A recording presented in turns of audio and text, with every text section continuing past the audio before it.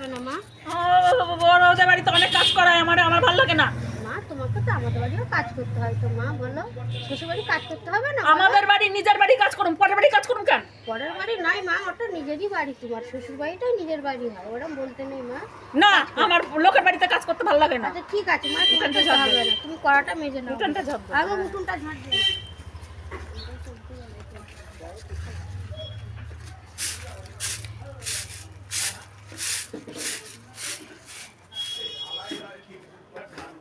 ফোনটা দেখো, বসে বসে তুমি এবার যাও ঘরে।